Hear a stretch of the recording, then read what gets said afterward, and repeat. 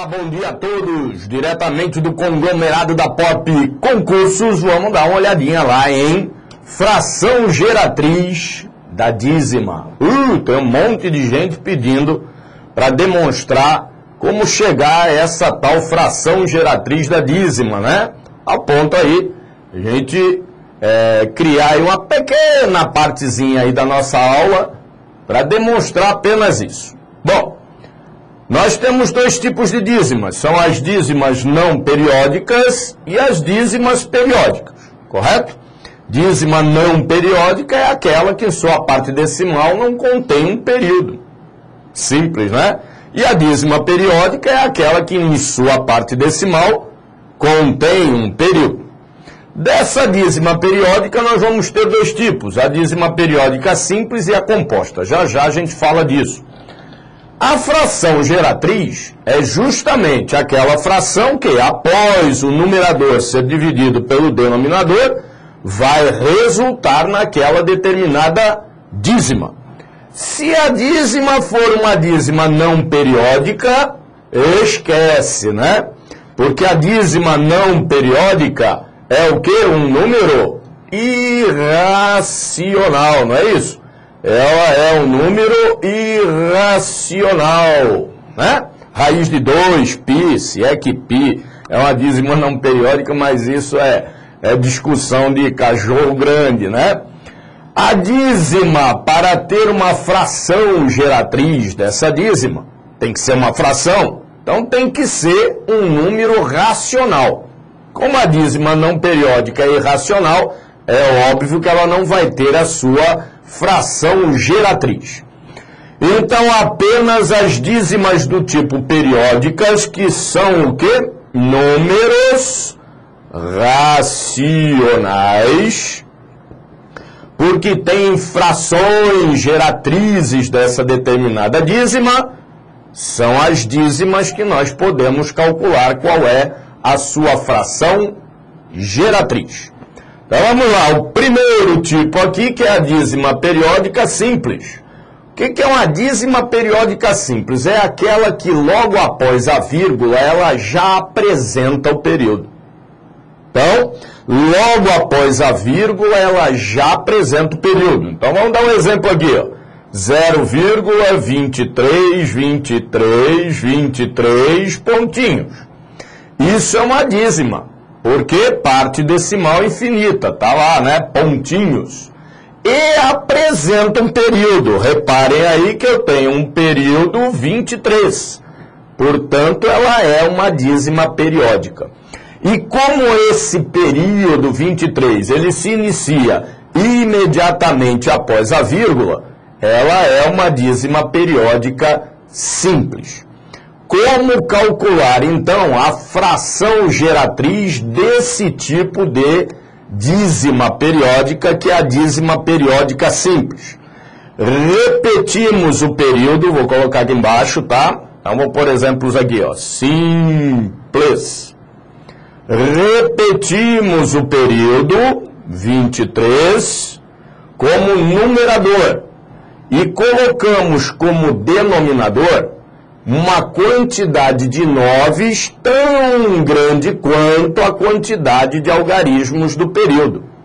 Então, se o período é 23, a quantidade de algarismos desse período 2, portanto, vamos colocar 2 números 9. Portanto, a fração geratriz dessa dízima 0,232323 é 23 sobre 99. Tranquilo?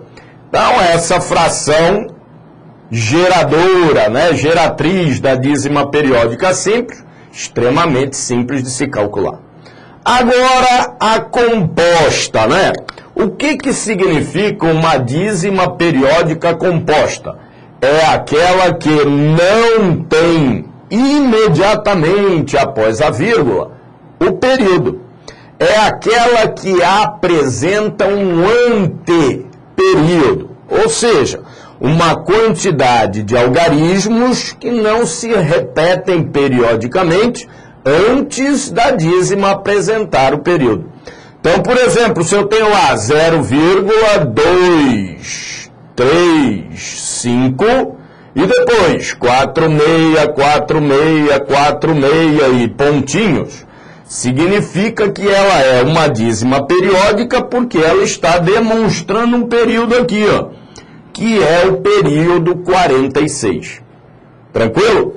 Só que percebam que entre o início do período, que é o 46, e a vírgula, nós temos aqui alguns algarismos que não demonstram período e que são chamados de anteperíodo. Vamos ver como calcular, então, essa fração geratriz para esse tipo de dízima. Vou colocar aqui, então, o cálculo da geratriz da dízima composta. Então, nós vamos colocar todos os algarismos do anteperíodo, 2, 3, 5.